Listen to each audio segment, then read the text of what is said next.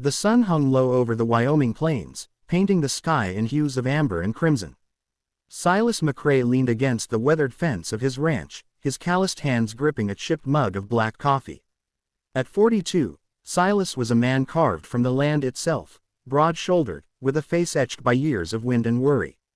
His ranch, the Double Bar M, was all he had left after the fever took his parents and the bank took half his dreams. Loneliness was a constant companion, heavier than the winter snows. Silas wasn't one for town gossip, but even he'd heard the whispers about the new arrival in Dusty Hollow.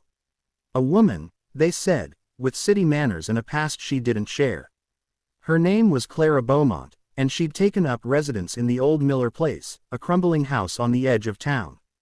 Folks speculated she was running from something, a broken heart, a bad marriage, or worse. Silas didn't care much for speculation. He had cattle to tend and debts to pay. But fate, or maybe just bad luck, had other plans. It was a crisp September morning when Silas rode into Dusty Hollow for supplies. His horse, a sturdy bay named Rusty, snorted as they passed the general store. Inside, the air smelled of molasses and leather. Old man Jenkins, the storekeeper, was haggling with a customer over a sack of flour.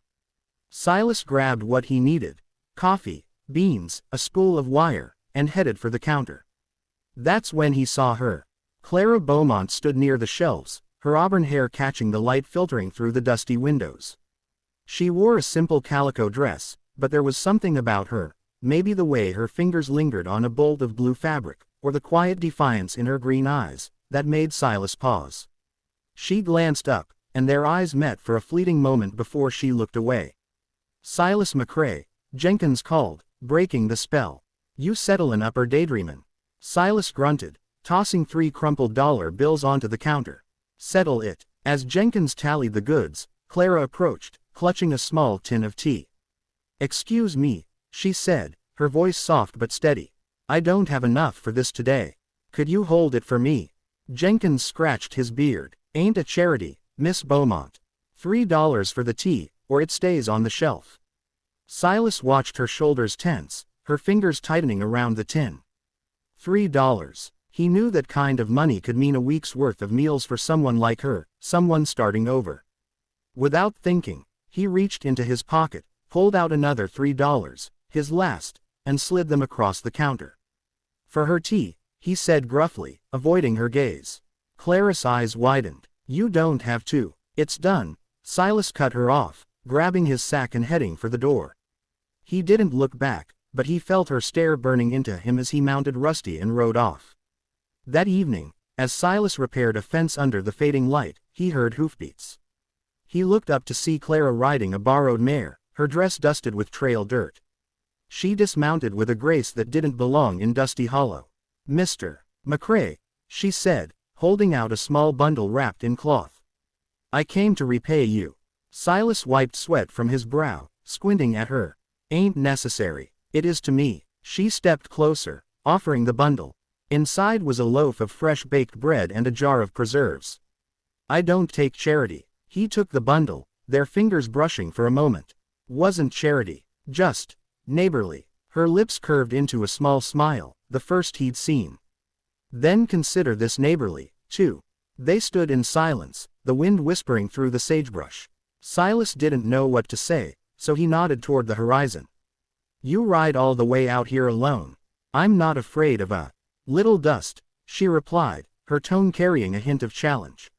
He chuckled, surprising himself. "Fair enough." Over the next few weeks, Clara became a fixture in Silas's quiet life.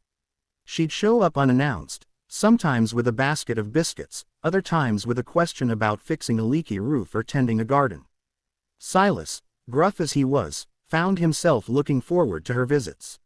She had a way of filling the silence without crowding it, a rare gift in a place where words were often as scarce as rain. One evening, as they sat on his porch watching the stars, Clara told him her story. She'd been a schoolteacher in Chicago, engaged to a man who promised her the world. But the world turned out to be lies, debts, betrayal, and a scandal that left her reputation in tatters. She'd come to Dusty Hollow to start over, to find a place where her past couldn't follow. Silas listened, his heart aching in a way he hadn't felt since he was a boy. "Folks here don't care much for the past," he said. "They judge you by what you do, not what you ran from." Her eyes glistened in the moonlight. "And what do you think of me, Silas McRae?" He hesitated, his throat tight. "I think you're stronger than you know." Their bond grew slowly, like a seedling pushing through hard earth. Silas taught Clara how to mend fences and brand cattle. She taught him how to laugh again, how to see beauty in the small things, a wildflower blooming in the dust, a hawk circling above the mesa. They were cautious, both scarred by their own histories, but there was an undeniable pull between them. One day, Clara arrived with a letter in her hand, her face pale. "It's from Chicago," she said, her voice trembling. "My fiancé, ex-fiancé, is coming. He says he wants to make things right." Silas felt a knot tighten in his chest. "What do you want?" She shook her head, tears welling. "I don't know. I thought I was done with him, with all of it. But what if he's changed?" Silas wanted to tell her to send the man packing, to stay here where she belonged. But he'd learned long ago that you can't hold on to someone who's already looking back. "You gotta decide for yourself, Clara. Ain't nobody can do that for you." The man arrived a week later, stepping off the stagecoach in a tailored suit that screamed city money. His name was Everett Langston, and he carried himself like he owned the world. Silas watched from a distance as Everett swept into town, charming the locals with his easy smile and smooth words. Clara met him at the boarding house, and Silas saw the way her shoulders stiffened, the way her eyes flickered with doubt. For days, Silas kept his distance, throwing himself into work to drown out the ache. He told himself it was her choice, that he had no claim on her. But every night, as he sat alone on his porch, the emptiness clawed at him. Then came the twist. It was late afternoon when Clara rode up to the ranch, her face flushed with urgency. "Silas, I need your help." He dropped the axe he'd been using to split firewood. "What's wrong?" "It's Everett. He's not here to make things right. He's after the land, the Miller place. He thinks there's oil under it, and he's got papers to claim it. Says I owe him for debts he covered back in Chicago." Silas's jaw tightened. "You don't owe him nothin'. I know that now," she said, her voice fierce. "But he's got a lawyer and forged documents. He's saying I signed the land over to him before I left." "Silas, I didn't. I swear it." Silas didn't hesitate. "We'll fix this." They rode into town together, Silas's rifle slung across his back. At the boarding house, Everett was holding court, spinning tales of his grand plans for Dusty Hollow. When he saw Clara with Silas, his smile faltered. "Clara, darling," Everett said, his voice dripping with false warmth. "You don't need to drag this rancher into our business. He's more than you'll ever be," Clara snapped, her eyes blazing. "Tell him, Silas." Silas stepped forward, his presence steady as stone. "You got no claim here, Langston. Those papers are fake, and we both know it. Leave, or I'll make sure the sheriff takes a long look at your story." Everett laughed, but there was a nervous edge to it. "You think you can scare me, cowboy? I've got men coming. Men who'll make sure this town knows who's in charge." Silas didn't flinch. "Try it." The room went quiet, the air thick with tension. Then Clara spoke, her voice cutting through the silence. "I found the original deed, Everett. It's in my name, clear as day. You can't forge your way out of this." Everett's face twisted, but before he could respond, the sheriff stepped through the door, alerted by a townsfolk who'd overheard the commotion. The forged papers crumbled under scrutiny, and Everett was escorted out of town, his threats fading into the dust. That night, Silas and Clara sat on his porch, the stars brighter than ever. She leaned against him, her head resting on his shoulder. "I was wrong about you," she said softly. "I thought you were just a lonely rancher. But you're home." Silas's heart swelled, but the ache lingered. "And you're sure this is what you want?" "This life ain't easy, Clara." She looked up at him, her eyes steady. "It's not about easy. It's about real." He took her hand, his rough fingers entwining with hers.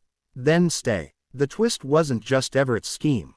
It was the realization that Silas, who'd spent years guarding his heart, had found something worth risking it for. The $3 deal for a tin of tea had bought more than Clara's gratitude. It had bought them both a chance at something neither had dared hope for: love. But love in the West was never simple. Months later, as winter closed in, Clara fell ill. The doctor called it consumption, a cruel echo of the fever that had taken Silas's parents. He sat by her bedside, holding her hand as she faded, her smile still defiant even in weakness. "Promise me," she whispered, her voice barely a breath, "you'll keep this place alive. For us." Silas nodded, his throat too tight for words. When she was gone, he buried her beneath the cottonwood tree where they'd first shared a laugh, her grave marked with a stone he carved himself. The ranch went on, as did Silas, but it was never the same. The townsfolk spoke of the lonely rancher who'd loved and lost, and how a $3 deal had changed everything. And though Silas never spoke of it, he carried Clara's memory in every sunrise, every fence he mended, every star that lit the Wyoming sky.